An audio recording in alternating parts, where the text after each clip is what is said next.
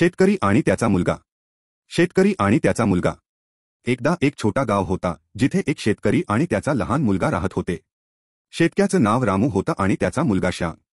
रामू अत्यंत मेहनती शेतकरी होता आणि त्याला आपल्या शेतीवर खूप प्रेम होतं. एक दिवस रामूने श्यामला शेतात काम करण्यासाठी घेतलं.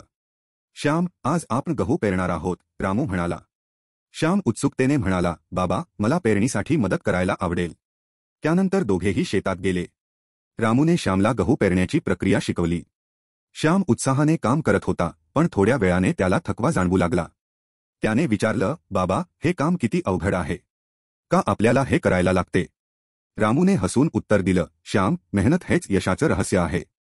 आपल्या मेहनतीच्या फलांवरच आपल्याला पुढे जाण्याची संधी मिळते. श्यामने विचार केला आणि मग त्याने मनाशी ठरवलं की तो अधिक मेहनत करेल. दिवसभर काम करताना त्याला शिकता आलं की शेतकऱ्यांचं जीवन किती कठीण असतं, पण त्याचं महत्त्व काय आहे. काही महिन्यांनी गहू उगवला आणि शेत हरित झाला. रामू आणि श्याम दोघेही खूप आनंदित झाले. बाबा, आपण ज्या मेहनतीने हे साधलं ते खूप छान आहे, श्याम म्हणाला.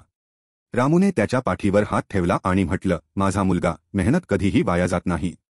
हे फळ आपल्या कामाचं फलित आहे. त्या दिवशी श्यामने ठरवलं की तो वडिलांच्या शेतात आणखी मेहनत करेल आणि शेतकऱ्याच्या जीवनाचं महत्त्व समजून घेईल. त्याने आपल्या वडिलांची प्रेरणा घेतली आणि भविष्यात एक महान शेतकरी होण्याचं ठरवलं. या अनुभवाने श्यामला शिकवलं की कधीही हार मानू नये आणि मेहनत नेहमीच फळ देत असते. त्याची वडिलांप्रती प्रेम आणि आदर अधिक वाढला. समाप्त.